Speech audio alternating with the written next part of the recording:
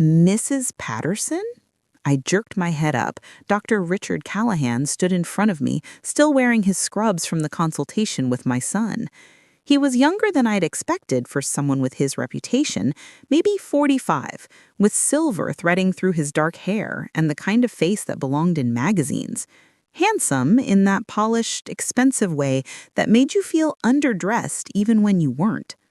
Yes? My voice came out hoarse. I'd been crying earlier, though I'd tried to hide it from Tommy. Can we talk in my office? Your husband should join us. Derek was down the hall getting coffee, his third cup in the past 2 hours. I texted him, and within minutes, we were following Dr. Callahan down a maze of corridors to an office that looked more like a luxury hotel suite than a hospital room. Dark wood furniture, leather chairs, framed degrees covering the walls like trophies. Please, sit. Dr. Callahan settled behind his massive desk, folding his hands on the polished surface. I've reviewed Tommy's scans extensively, and I've consulted with 3 other specialists. My heart was hammering so hard I could feel it in my throat. Derek reached over and grabbed my hand, his palm clammy. The tumor is operable, Dr. Callahan continued, but I need to be completely honest with you. This is one of the most complex cases I've seen in my 15 years of pediatric neurosurgery. The location of the tumor pressed against the brainstem means the slightest mistake could result in permanent paralysis or death. I made a sound that was half sob, half gasp. Derek's grip on my hand tightened painfully. However, Dr. Callahan said, his voice taking on a warmer tone, I've successfully performed this exact procedure 17 times. 16 of those patients had full recoveries. The 17th had minor complications, but is living a normal life. What are you saying? Derek asked. Can you save our son? I believe I can, yes. I'd put Tommy's chances of full recovery at around 85%, which in cases like this is exceptionally high. Relief flooded through me so intensely I felt dizzy. Oh, thank God, thank you. When can we schedule the surgery? Dr. Callahan's expression shifted almost imperceptibly. There's the matter of cost to discuss first.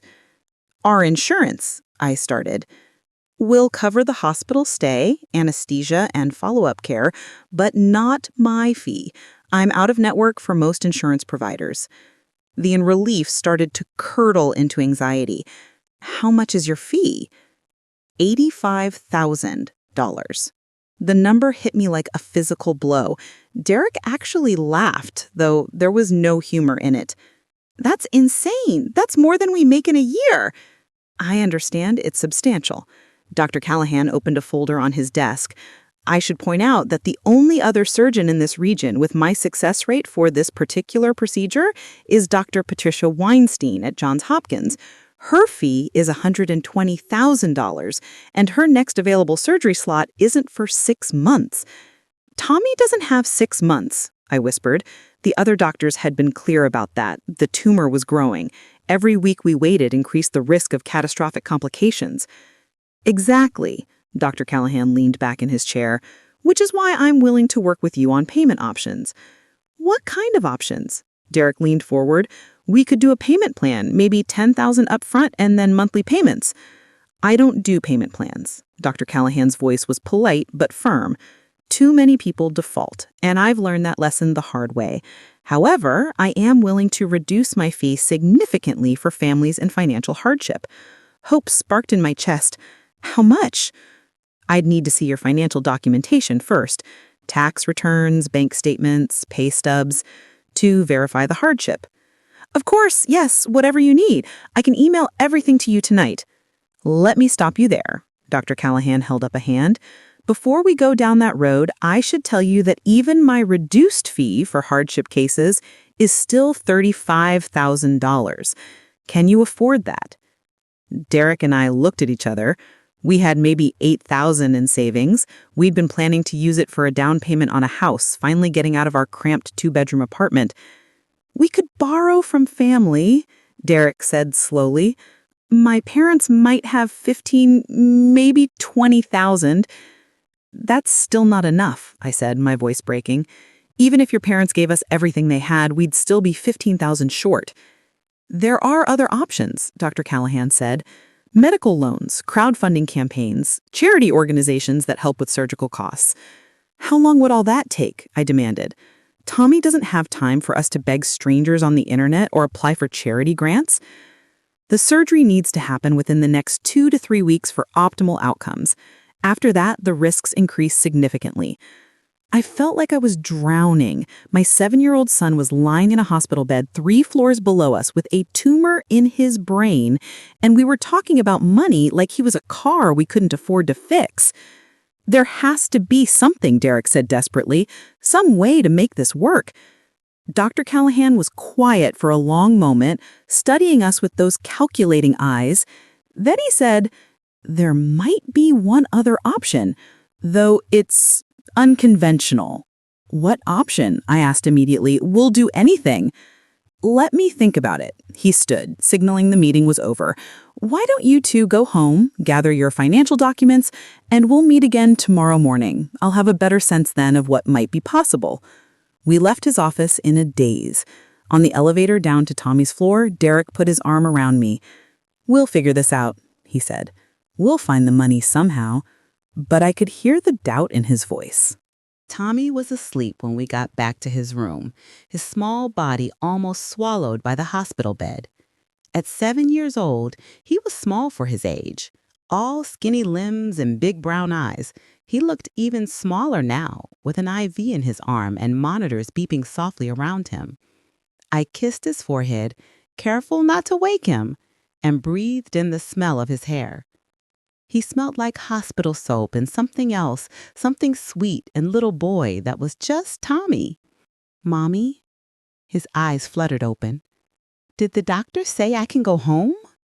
"Not yet, baby, but soon." "Is he gonna fix my headaches?" "Yes." I forced myself to smile. "Dr. Callahan is going to make you all better." "Cool." Tommy yawned and closed his eyes again. "I like him. He has a nice smile." After Tommy fell back asleep, Derek and I sat in the uncomfortable chairs next to his bed, not talking. What was there to say? Our son needed surgery we couldn't afford, from a surgeon we couldn't afford, and we had less than 3 weeks to figure it out.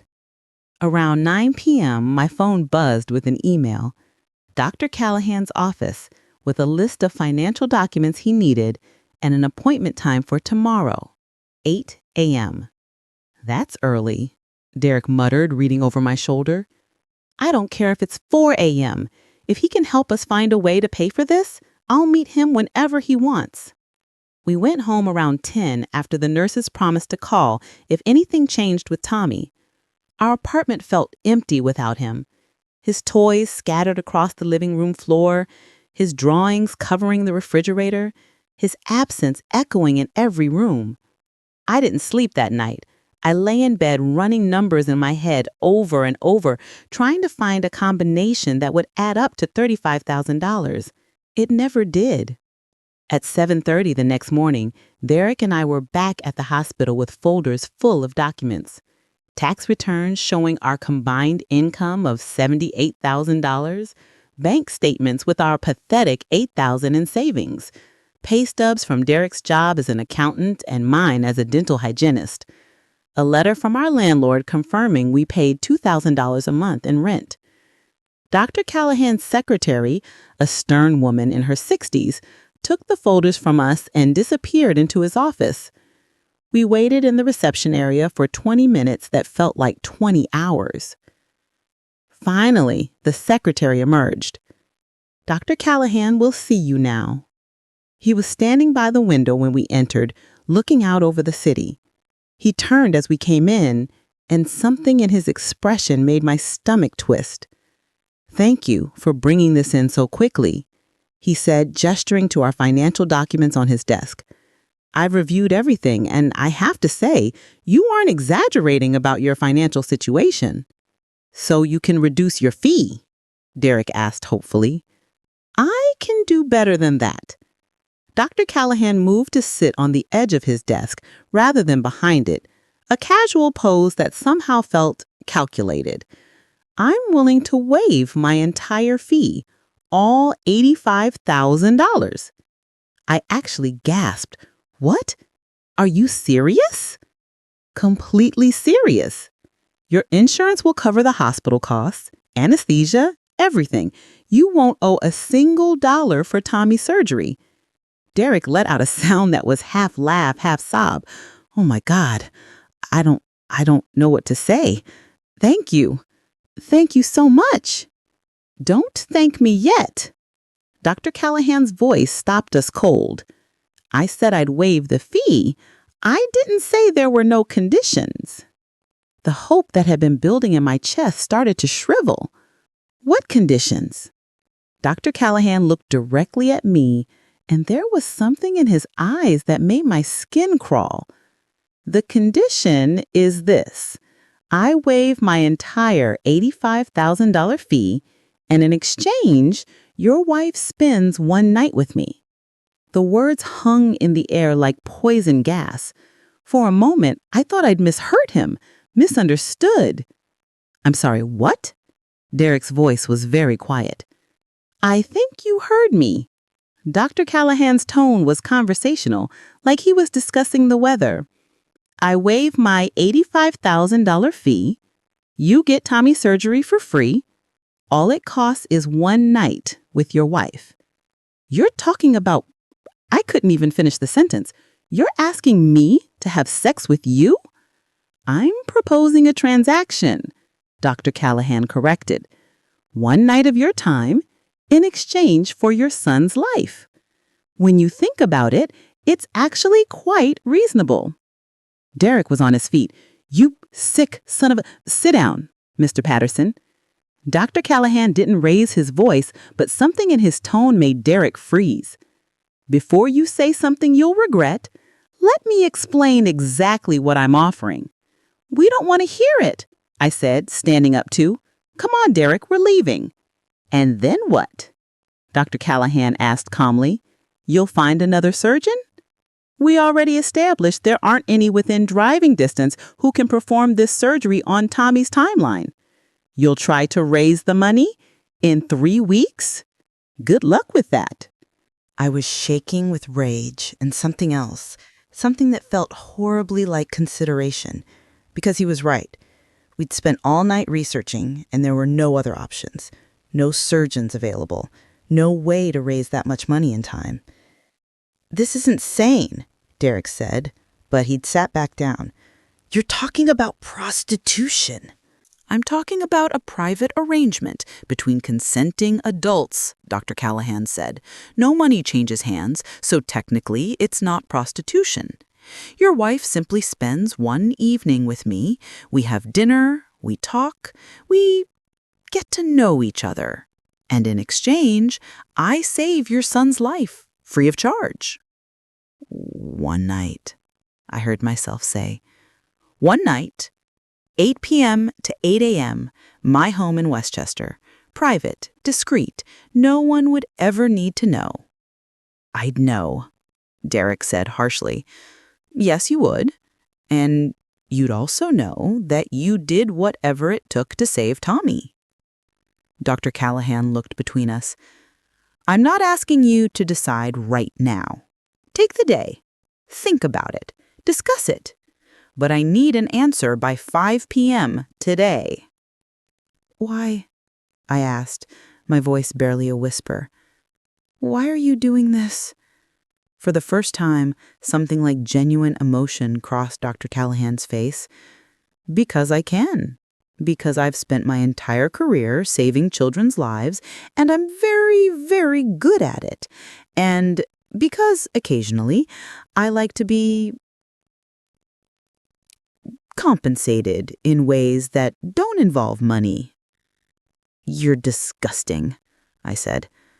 Perhaps, but I'm also Tommy's best chance at survival. He straightened his tie. 5 p.m. Call my personal cell. He handed Derek a business card. I'll need your answer then. He left the office, leaving us alone with the weight of an impossible choice. We drove home in silence. What was there to say? Every conversation we tried to start died before it could form into actual words. At home, Derek immediately got on his laptop while I paced the living room. "There has to be another way," he muttered, typing frantically. "Another surgeon, another hospital, something. We already looked. So we look again." But an hour later, he had to admit what we already knew. There were no other surgeons available in time. The few who could perform the surgery had waiting lists months long or fees even higher than Dr. Callahan's. We could try fundraising, but even the most successful medical crowdfunding campaigns took weeks to gain traction, and we had days. We could borrow, but between us, we knew maybe 10 people who could spare a few $1,000s. Even if everyone we knew emptied their savings accounts, it wouldn't be enough. "There has to be something," Derek kept saying. "There has to be." But there wasn't. Around noon, my phone rang. The hospital. My heart stopped. "Mrs. Patterson? This is Nurse Chen. Tommy's fine, but he's asking for you. He's having a rough day with the pain, and he really wants his mom." I told her I'd be there in 20 minutes and grabbed my keys. "I'm coming with you," Derek said. Tommy was crying when we got to his room, big fat tears rolling down his cheeks while a nurse tried to comfort him. "Mommy!" He reached for me, and I pulled him into my arms, careful of the IV. "I'm here, baby. I'm here." "My head hurts so bad. Make it stop. Please make it stop."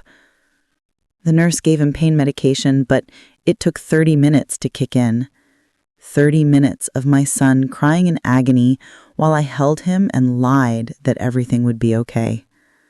When he finally fell asleep, exhausted from the pain, I stood by his bed and watched him breathe. His face was pale, and there were dark circles under his eyes. He looked so small, so fragile. "He's getting worse," the nurse said quietly. "The tumor's growing faster than we initially thought. Dr. Callahan wants to move the surgery up if possible." "How soon?" Derek asked. "He's thinking next Monday, 5 days from now." 5 days. We had 5 days to come up with $35,000. Or I could sleep with Dr. Callahan, and Tommy could have the surgery for free. I felt sick. "Can I talk to you outside?" Derek asked. In the hallway, he pulled me into an empty conference room and closed the door. "We have to consider it." "Consider what? Letting that man?" "Save Tommy's life." Derek's voice cracked. "Babe, I know what he's asking is disgusting. I know it's wrong, but he's right about one thing. We're out of options." "So you want me to prostitute myself? You want me to sleep with another man?" "I don't want you to do anything, but if it's a choice between your pride and Tommy's life—" "My pride?" I stared at him. "Derek, he's asking me to have sex with him. That's not about pride. That's about—" I struggled to find the words. "That's about my body, my consent." "But it would be consensual," Derek said desperately. "You'd be agreeing to it. Under coercion. That's not real consent." "Maybe not, but it's a choice. You can say no, and we can try to figure something else out in the next 5 days. Or you can say yes, and Tommy gets the surgery he needs." I sank into one of the conference room chairs, my legs suddenly unable to support me. "How can you even ask me this?" Derek knelt in front of me, taking my hands in his. "Because I'm desperate. Because our son is dying. Because I don't know what else to do. What about you? How would you feel knowing I slept with someone else?" He was quiet for a long moment. "I'd hate it. I'd hate every second of it, but I'd rather hate it and have Tommy alive than have him die because we couldn't swallow our pride." There it was again. Pride. Like this was about something as simple as ego. "I need to think," I said. We have until 5 p.m. I know. I went back to Tommy's room and sat in the chair next to his bed, watching him sleep. He was dreaming. His eyes moved rapidly under his closed lids, and occasionally he'd mumble something. He looked peaceful for the first time in days. This was my baby. The child I carried for 9 months, labored 36 hours to bring into the world, the boy who'd said his first word at 10 months, Mama, who'd taken his first steps at 13 months, who'd started kindergarten with a Star Wars backpack, almost bigger than he was. I'd do anything for him. I'd always known that. But did anything include this?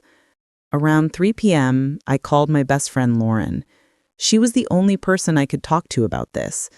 That doctor said what? She practically screamed into the phone when I explained the situation. He wants 1 night with me in exchange for waiving his fee. That's sexual extortion. That's illegal. Is it? There's no money involved. He's just making his services contingent on something else. On prostitution. Jesus Christ, Mallory, you can't actually be considering this. My son is dying, Lauren. So you report the sick fuck to the medical board. You expose him. And in the meantime, while they investigate, and he probably denies everything, Tommy runs out of time. Even if they believe me, even if they punish him, it won't help Tommy. Lauren was quiet for a moment. What does Derek say? That it's my choice, but I can tell what he wants me to choose, which is to do it. To sleep with Dr. Callahan and get Tommy the surgery he needs. That's fucked up. I know. But Lauren sighed. I don't know what I'd do in your situation. I want to say I'd tell him to go to hell, but if it was my kid, that was the thing. Everyone wanted to believe they'd make the noble choice, take the high road.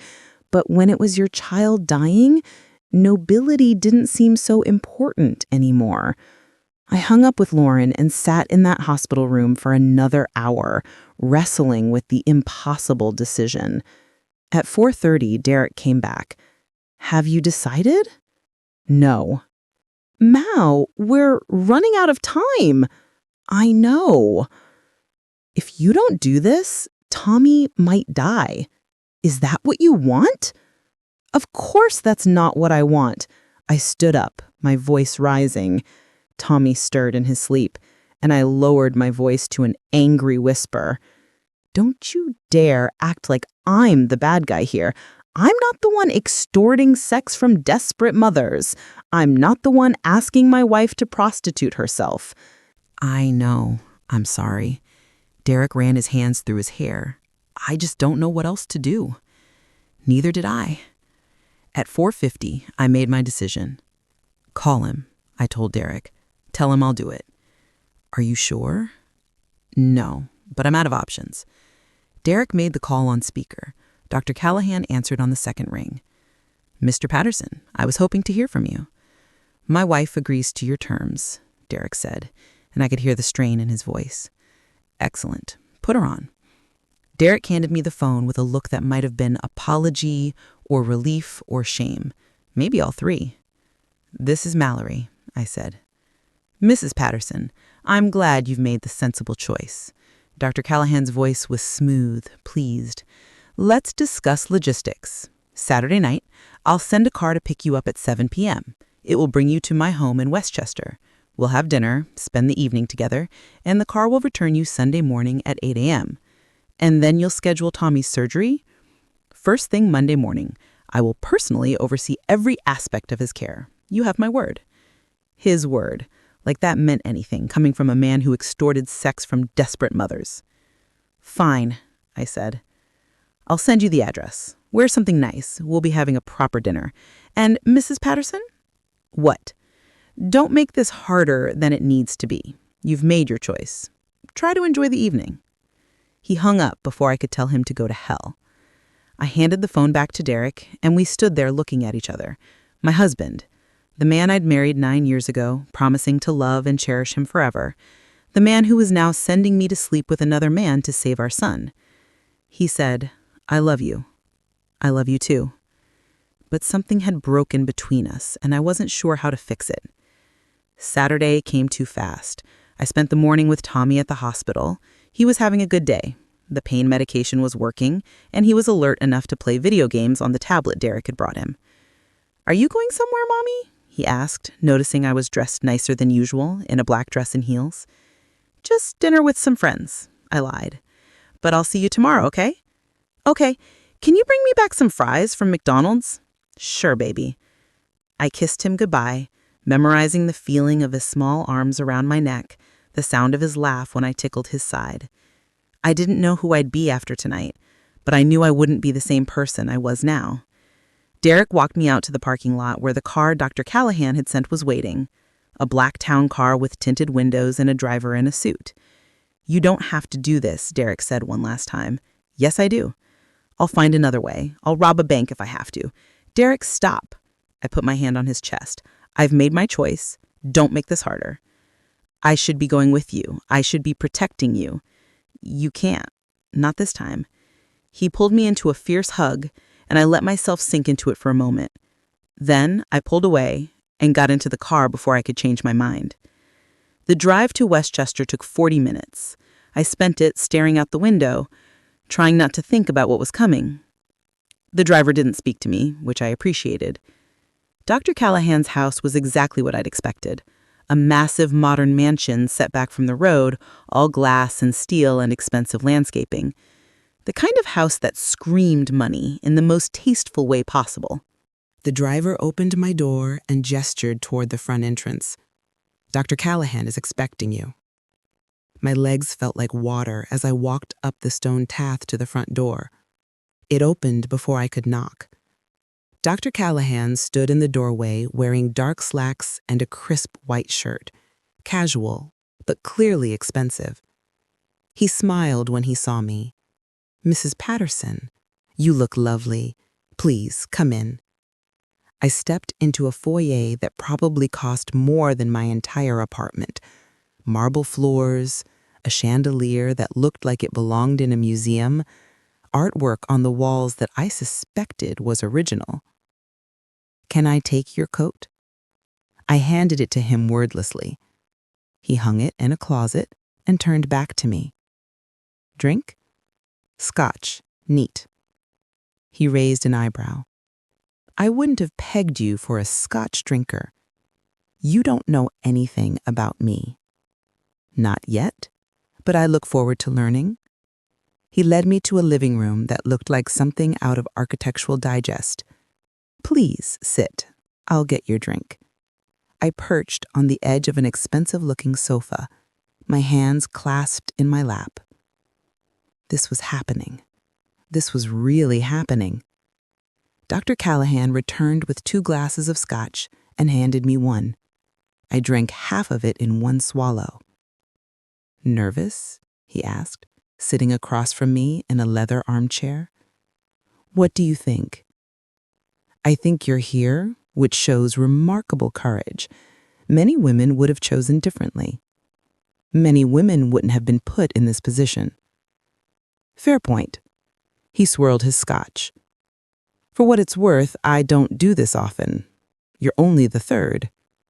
The third, meaning there had been 2 other women before me, 2 other desperate mothers he'd coerced into his bed. "How do you live with yourself?" I asked. "Quite comfortably, as you can see." He gestured around the room. "I'm one of the best pediatric neurosurgeons in the country. I've saved hundreds of children's lives. If occasionally I ask for alternative compensation, I don't see that as particularly evil." "You don't see coercing women into sex as evil?" "I'm not coercing anyone. You're here by choice. Under duress. A distinction without a difference." He stood. "Come. Dinner is ready." He led me to a dining room with a table set for 2. Candles, wine, expensive place settings, like this was a real date instead of a transaction. Dinner was some kind of fancy fish dish I couldn't taste. Dr. Callahan talked throughout the meal about his career, his travels, his expensive hobbies. I answered questions when asked, but otherwise stayed silent. After dinner, he poured more wine and said, "Shall we move somewhere more comfortable?" My stomach dropped. Meaning what? Meaning the bedroom, Mrs. Patterson. That's why you're here, isn't it? I drained my wine glass and stood up. Let's get this over with. That's not quite the enthusiasm I was hoping for, but I suppose it'll do. He led me upstairs to a master bedroom that was bigger than my entire apartment. King-size bed, more expensive furniture, windows overlooking the manicured grounds. The bathroom is through there if you need a moment, Dr. Callahan said, loosening his tie. I locked myself in the bathroom and stared at my reflection in the mirror. My face was pale, my eyes too bright. I looked like a stranger. I could still leave. I could walk out right now, tell Dr. Callahan to go to hell, and figure out some other way to save Tommy. Except there was no other way. We'd exhausted every option.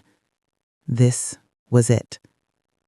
I thought about Tommy, in his hospital bed, crying from the pain. I thought about his laugh, his smile, the way he called me mommy. I thought about everything I'd do to protect him. And I opened the bathroom door. Dr. Callahan was sitting on the edge of the bed, his shirt unbuttoned. He looked up when I emerged. Ready? No, I would never be ready for this. But I nodded anyway. And then I closed my eyes and let him touch me, telling myself over and over that this was for Tommy. This was to save my son. This meant nothing. But even as I tried to disappear into my own head, to be anywhere but here, I knew something was breaking inside me that might never be fixed. The car dropped me off at home at 8 a.m. Sunday morning, exactly as promised. I stood on the sidewalk, staring at my apartment building, unable to make myself go inside. I felt dirty, used. Even though I'd showered at Dr. Callahan's house, even though I'd scrubbed my skin until it was red, I could still feel his hands on me. Finally, I forced myself to climb the stairs. Derek was waiting when I opened the door. We looked at each other for a long moment. Then I said, "It's done." "Are you okay?" "No." He tried to hug me, but I stepped back. I couldn't bear to be touched, not right now, not even by him. Was he rough? Does it matter? Mal, I don't want to talk about it, not now, maybe not ever. I moved past him toward the bedroom. I need to sleep. Tommy's surgery is scheduled for tomorrow morning at 6 a.m., Derek called after me. Dr. Callahan called. Everything's set. Tomorrow. 24 hours and my son would be in surgery, and this whole nightmare would be worth it. I crawled into bed, still wearing my clothes from last night, and pulled the covers over my head. I could hear Derek moving around the apartment, but eventually he left me alone. I didn't sleep. I just lay there replaying the night in my head, hating myself a little more with each memory. Around noon, my phone buzzed. A text from an unknown number. "Thank you for a lovely evening. Tommy's surgery is confirmed for tomorrow at 6 a.m. I'll take excellent care of him. You have my word. RC." I deleted the text and blocked the number. Then I finally let myself cry. Monday morning came with the kind of cold rain that felt personal, like the universe itself was crying. Derek and I arrived at the hospital at 5 a.m., an hour before Tommy's surgery. Neither of us had slept. We'd spent Sunday in separate rooms, orbiting each other like strangers, unable to talk about what I'd done, but unable to think about anything else. Tommy was already being prepped when we got to his room. Nurses moved around him efficiently, checking vitals, adjusting his IV. He looked so small in that hospital gown, his thin arms sticking out like bird bones. "Hey, champ," Derek said, his voice falsely bright. "Big day, huh?" "I'm scared," Tommy admitted, his eyes filling with tears. "What if I don't wake up?" "You'll wake up," I promised, even though my own fear was a living thing clawing at my throat. "Dr. Callahan is the best surgeon in the whole state. He's going to fix you right up." "Will you be here when I wake up?" "We'll both be here," Derek said. "We're not going anywhere." A nurse came in with pre-surgery medication. "This is going to make you feel sleepy, Tommy. It's totally normal." Tommy's eyes started to droop almost immediately. I held his hand and watched his face relax, his breathing even out. For a moment, he looked peaceful, like he was just napping instead of being wheeled toward an operating room where a man I'd slept with would cut open his skull. The thought made bile rise in my throat. "Time to go," the anesthesiologist said gently. "You can walk with us to the OR doors." We walked beside Tommy's gurney through the maze of corridors. At the double doors marked operating room, authorized personnel only, we had to stop. "I love you, baby," I whispered, kissing Tommy's forehead. "You're so brave." "Love you, Mommy." Then they wheeled him through the doors and he was gone. Derek and I stood there for a moment, staring at those closed doors. Then a nurse directed us to the surgical waiting room, a windowless space with uncomfortable chairs and year-old magazines and a coffee maker that looked like it predated electricity. "The surgery will take approximately 6 to 8 hours, the nurse explained. "Dr. Callahan will send updates every 2 hours, and he'll come speak with you as soon as it's complete." 6 to 8 hours of waiting, not knowing if my son would live or die. I sat down in one of the chairs and tried not to think about Saturday night, tried not to remember Dr. Callahan's hands on me, his breath in my ear, the way he'd smiled afterward like I'd given him a gift instead of selling myself for my son's life. "Do you want coffee?" Derek asked. "No." "Something from the cafeteria?" "I'm not hungry." He sat down next to me, leaving a careful space between us. "Mel, we need to talk about, not here, not now." "Then when?" "I don't know. After, when Tommy's okay. And if I need to talk about it now?" I looked at him then, really looked at him. He had dark circles under his eyes that matched mine. His clothes were rumpled like he'd slept in them, if he'd slept at all. He looked 10 years older than he had a week ago. "What do you want me to say?" I asked. "That it was fine? That it didn't bother me? Because I can't lie to you about that." "I don't want you to lie. I just want to know if we're going to be okay, if we can get past this." Could we? I honestly didn't know. Every time I looked at Derek, I remembered him telling me that Tommy's life was more important than my pride. My pride. Like what Dr. Callahan had taken from me was something as simple as ego. "I don't know if we can get past it," I said quietly. "But right now, all I care about is Tommy surviving this surgery. Can we focus on that?" "Yeah." "Okay." We sat in silence for the next 2 hours. Other families came and went, some receiving good news, some receiving bad. Every time someone in scrubs came through the door, my heart jumped into my throat, but none of them were for us. At 8 a.m., a nurse came over. "Mrs. Patterson, I have an update from Dr. Callahan. The surgery is progressing well. He's successfully accessed the tumor and has begun the removal process. Everything is going according to plan." Relief flooded through me. "He's okay? Tommy's okay?" "So far, everything looks good. Dr. Callahan will send another update in 2 hours." After she left, Derek let out a shaky laugh. "He's doing it. He's actually saving Tommy." "That's what I paid him for." And I immediately regretted it. Derek flinched like I'd hit him. "Mel, sorry. I'm sorry. I didn't mean it like that." "Yes, you did."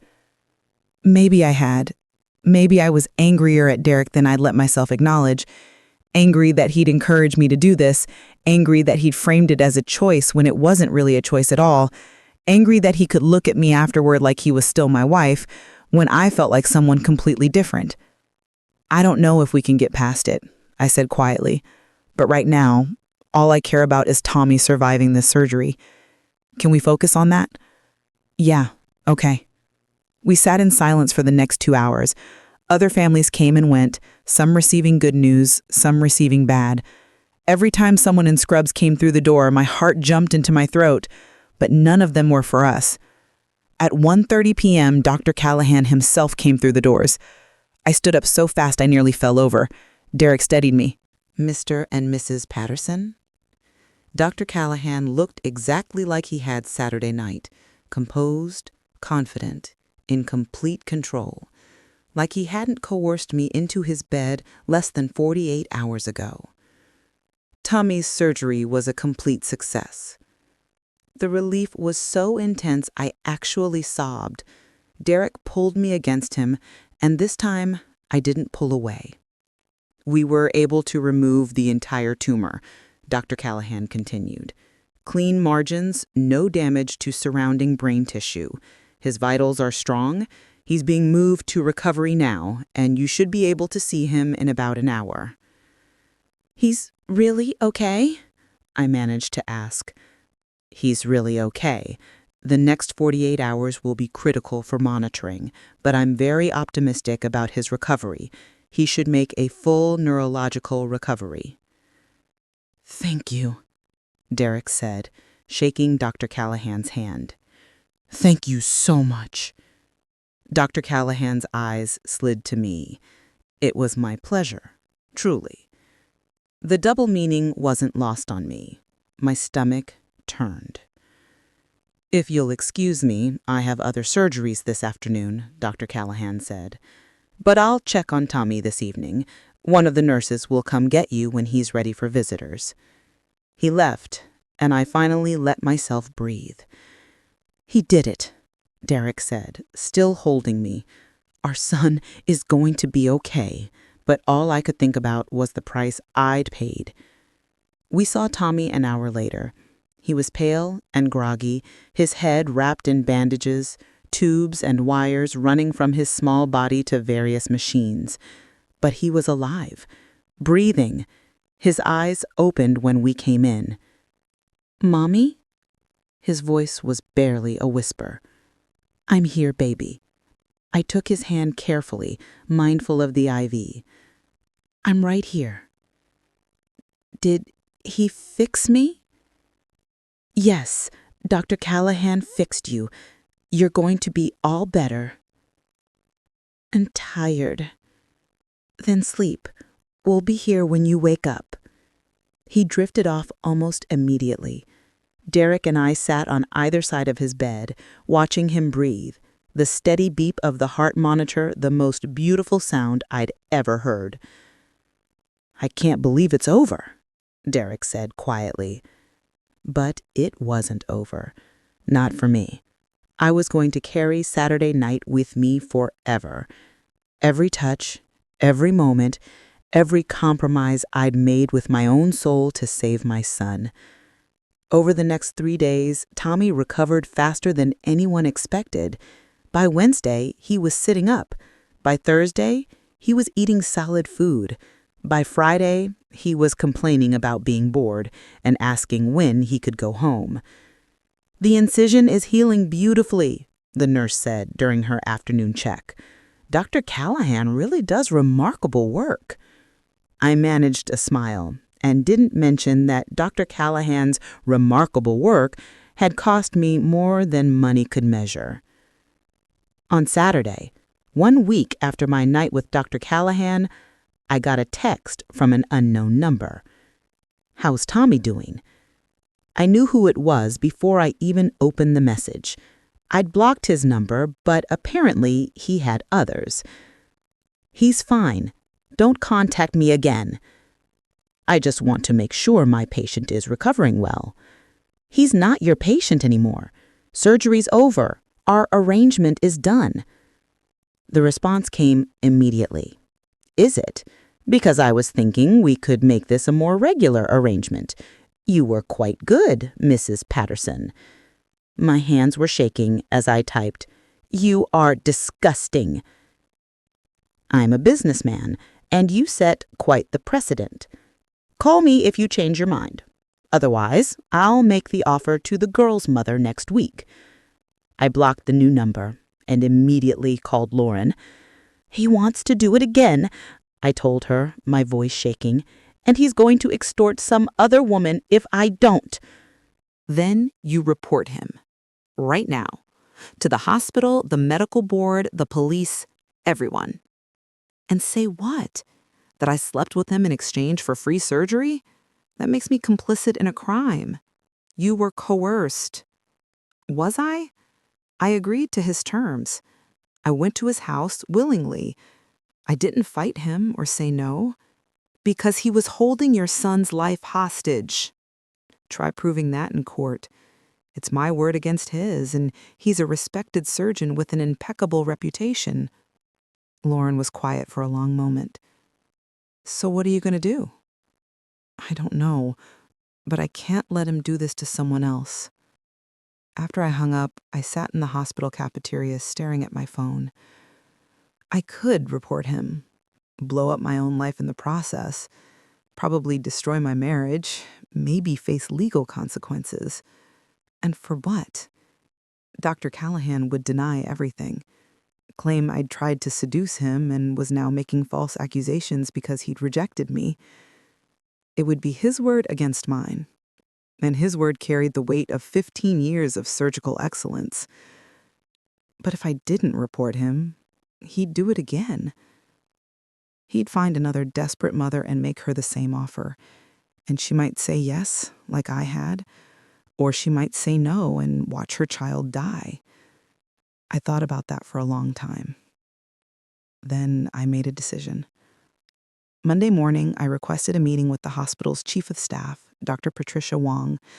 She agreed to see me that afternoon. Her office was on the top floor, with windows overlooking the city.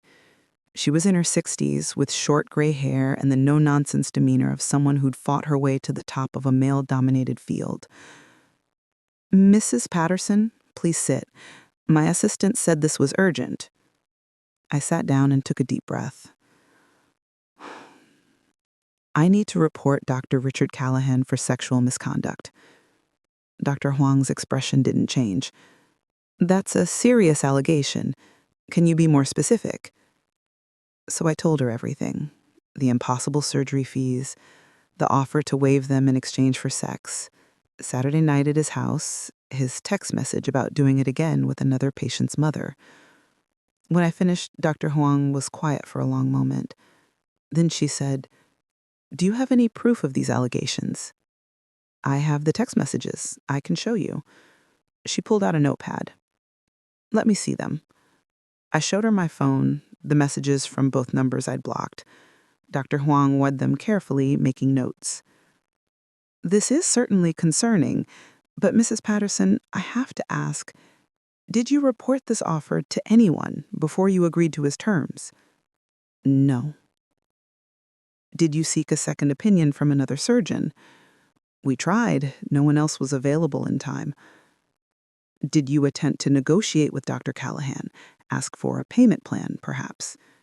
"He said he doesn't do payment plans." "But you didn't document that conversation." "No. I didn't know I was supposed to be documenting conversations with my son's surgeon." Dr. Hong set down her pen. "Mrs. Patterson, I'm not trying to be difficult. I'm trying to understand the situation. From what you're telling me, Dr. Callahan made you an inappropriate offer. You agreed to his terms. He performed the surgery successfully, and now you're reporting him. Because he's going to do it again. Didn't you see the text message?" "I did. And if he does make such an offer to another patient's family, and they report it immediately, we'll have grounds for investigation. But right now, all I have is your word about what happened." "You think I'm lying?" "I think you're a mother who was in an impossible situation and made a difficult choice. I think you're feeling guilty about that choice and perhaps looking for someone else to blame." I stood up. I'm not making this up. Dr. Callahan is using his position to extort sex from desperate mothers. He told me I was the third. That means there are at least 2 other women before me. Do you know who they are? No. Then we have no way to corroborate your story. Dr. Huang stood as well. Mrs. Patterson, I will note your complaint in Dr. Callahan's file. If other allegations arise, this will support a pattern, but without additional evidence or witnesses, there's nothing more I can do. So he just gets away with it? I didn't say that. I said we need more evidence. I left her office feeling worse than when I had arrived. I'd exposed myself, admitted what I'd done, and for what? A note in a file that no one would ever read. That night, Derek asked me what was wrong. I reported Dr. Callahan today. His face went pale. You what? I went to the chief of staff and told her everything. Jesus, Mel, why would you do that? Because he's going to do it again. He's going to coerce some other woman? So you put a target on your own back, on our family? Do you know what this could mean for us? It means I tried to do the right thing. The right thing? The right thing was keeping quiet and moving on with our lives. Tommy's healthy. The surgery worked. We don't owe anyone anything. We owe it to the next family not to let this happen to them. Even if it destroys us in the process. I stared at my husband. When did you become so cynical?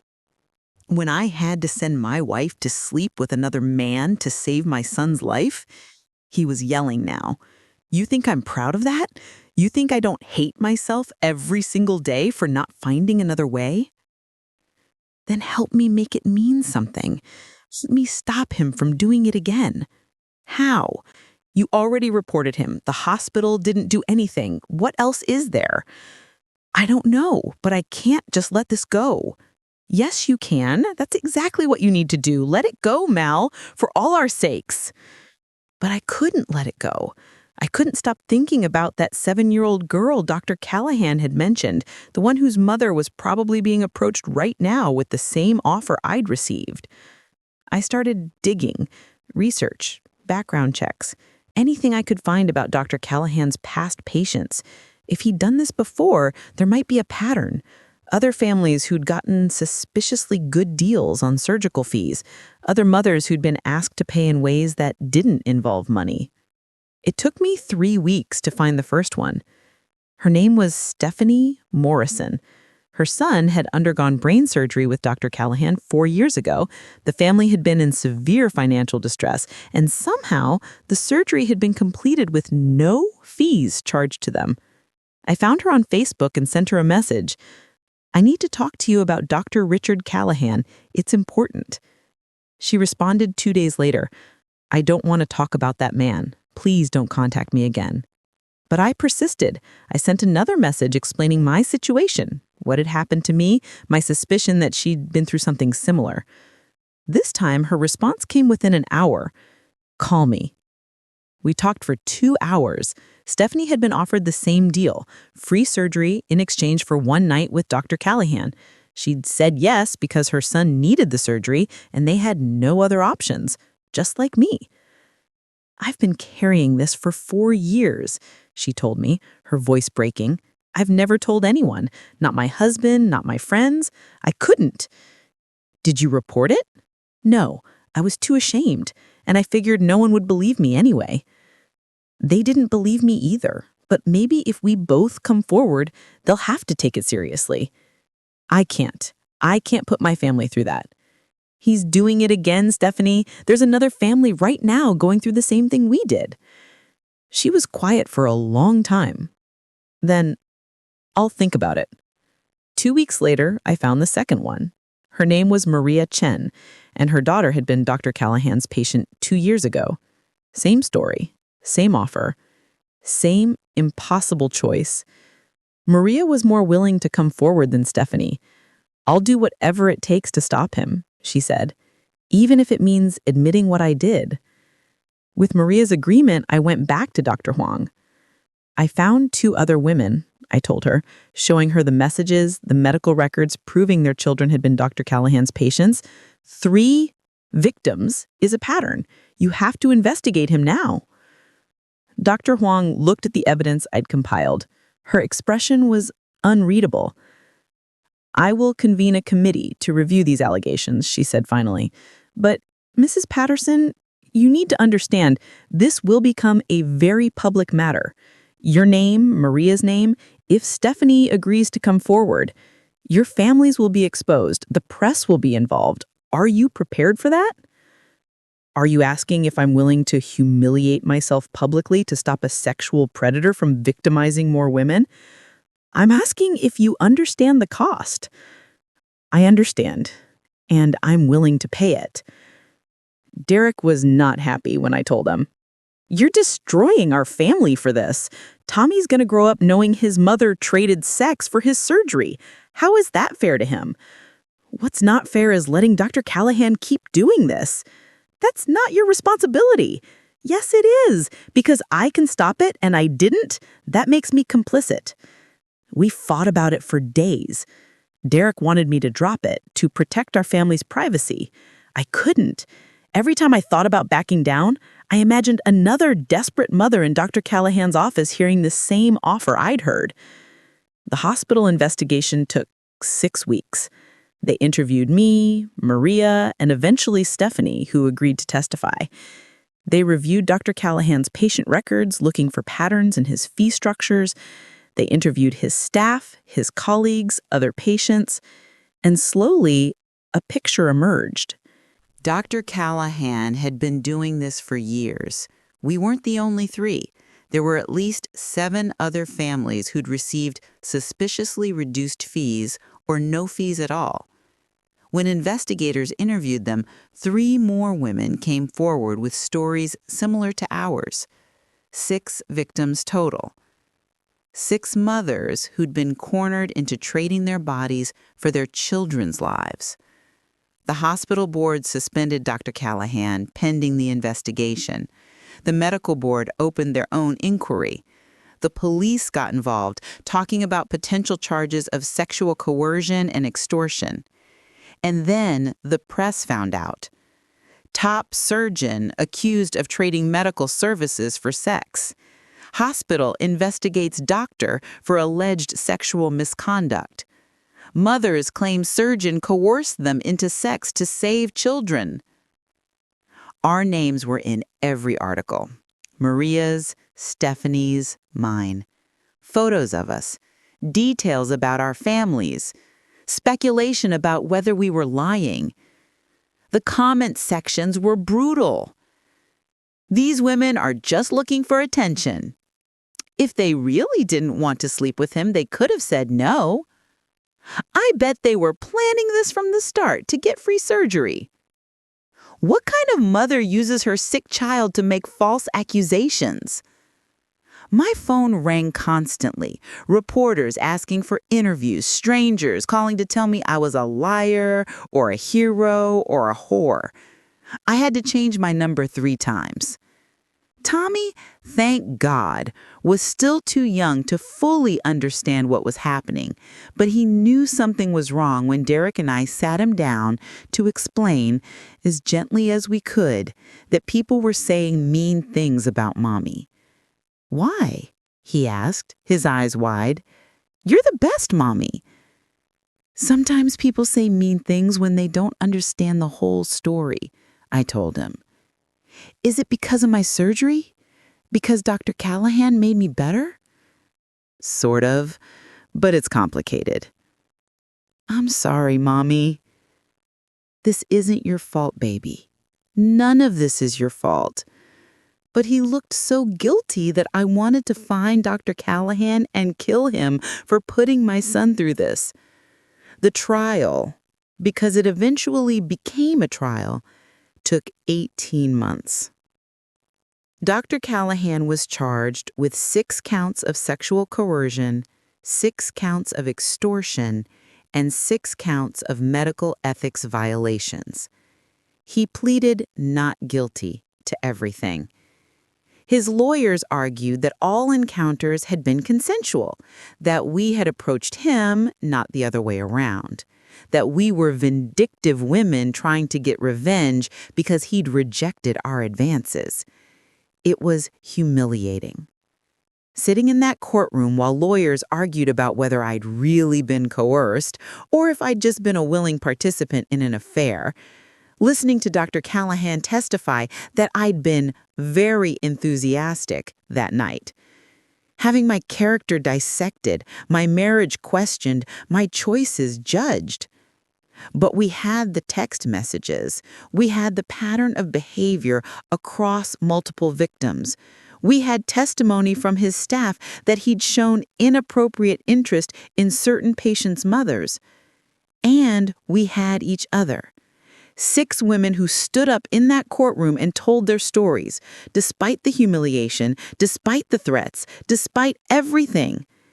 The jury deliberated for 4 days. When they came back, Derek was holding my hand so tight it hurt. On count 1, sexual coercion, we find the defendant guilty. I started crying. On count 2, sexual coercion, we find the defendant guilty. All 6 counts of sexual coercion, guilty. All 6 counts of extortion, guilty. All 6 counts of medical ethics violations, guilty. Dr. Richard Callahan was sentenced to 12 years in prison. His medical license was permanently revoked. He was ordered to pay restitution to all 6 families. When the verdict was read, I looked across the courtroom at the other women. Maria was crying. Stephanie looked stunned. The others looked relieved. We'd won. It didn't feel like winning. That was 3 years ago. Tommy is 10 now, happy and healthy. The surgery saved his life, and he has no memory of the brain tumor or the pain or any of it. He knows the basics of what happened, that a doctor did something bad and Mommy helped stop him, but we've shielded him from the worst details. Derek and I are still married, though it's been hard. The trust that broke that day in Dr. Callahan's office never fully healed. We tried counseling and it helped, but there's still a space between us that wasn't there before. Sometimes I catch him looking at me with this expression I can't quite read. Guilt, maybe? Or regret? Or both? Do you ever wish you'd said no? He asked me recently, late at night when we couldn't sleep. Every day, I admitted. But then Tommy comes home from school with a drawing he made, or he laughs at something stupid on TV, and I remember why I did it. Would you do it again? I don't know. Maybe. Probably. I'd do anything for him. I'm sorry I put you in that position. I know. Do you forgive me? I thought about it. I'm trying. The other victims and I still stay in touch. We have a group chat where we check in on each other, share updates about our kids, remind each other that what happened wasn't our fault. Maria's daughter is thriving.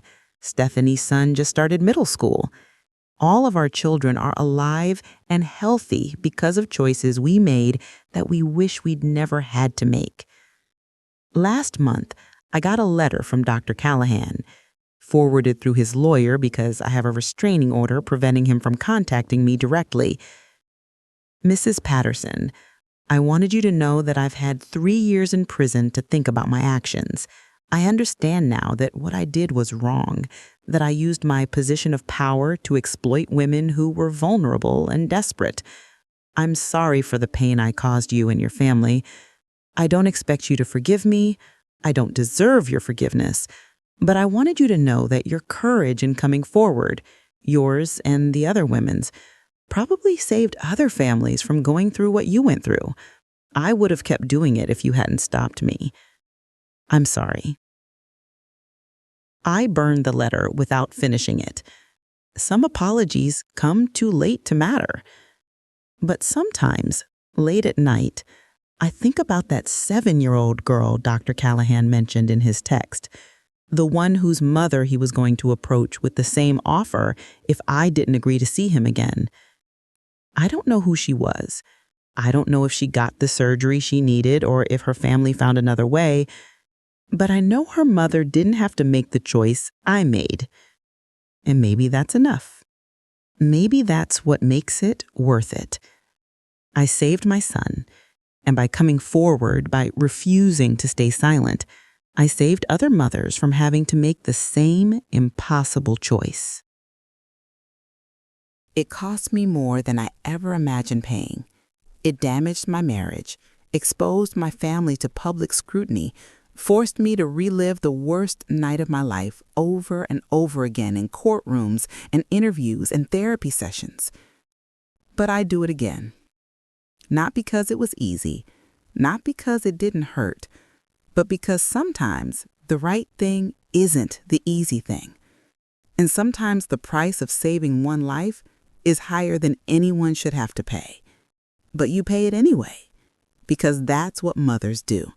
We pay whatever price we have to pay to protect our children, even when the cost is pieces of our own soul.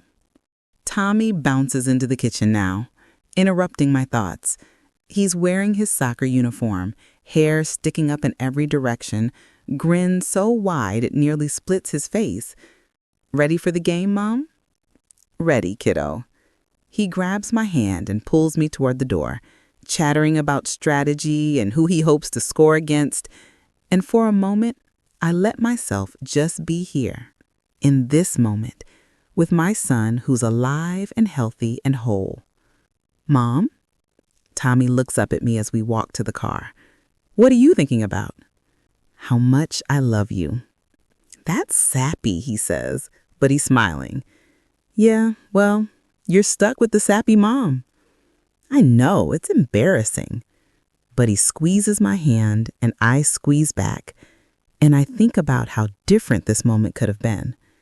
If I'd said no to Dr. Callahan, would Tommy be here?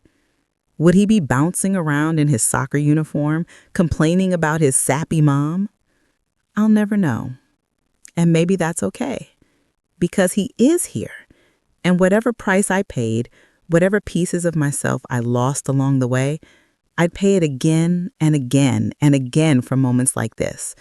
For his laugh, for his hand and mine, for one more day of being his mom. That's worth everything, even the parts of me I'll never get back. The end.